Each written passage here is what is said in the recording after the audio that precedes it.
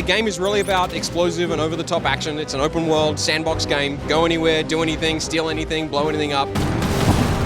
We think of it as saying yes to the player. Like any kind of question that the player forms in their mind, can I go there? Can I do that? Can I explode that? Can I steal that? We always want the game to say yes, so we put a huge amount of effort into having the simulation and the world set up so that you can just satisfy your every whim.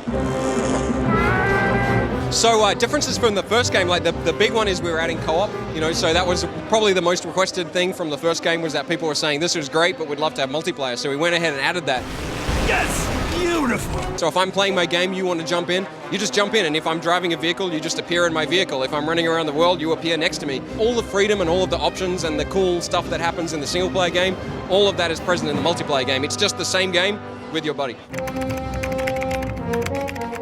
The story this time is that you've got a personal vendetta against a guy that you work for early in the game, and so the story is really you leveling an entire country to get back at this guy and get paid. This guy who screwed you in the beginning. So you've got your own personal agenda. You don't have to follow orders. You just got to make money and get paid, and actually hunt down the guy who screwed you over at the start of the game.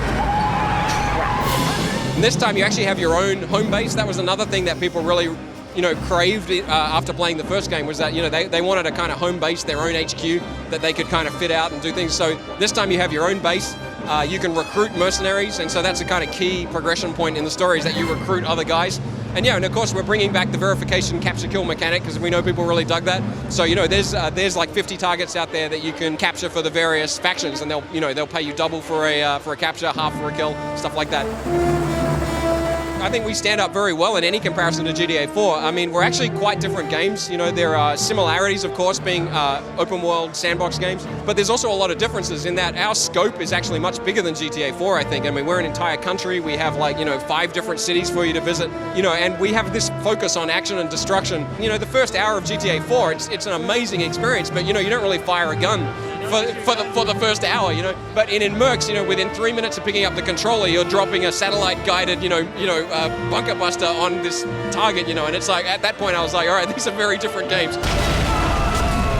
If you're a fan of sandbox games, and I know there's a lot of you out there, I think Mercs is a really fresh and interesting take on it, and and if you're a fan of action, and I know there's a lot of you guys too, I think they're two great tastes that taste great together. Coming out August 31st, PS3, 360, PC and PS2. We're really proud of what we achieved. We hope everyone will enjoy it, and go out and buy it.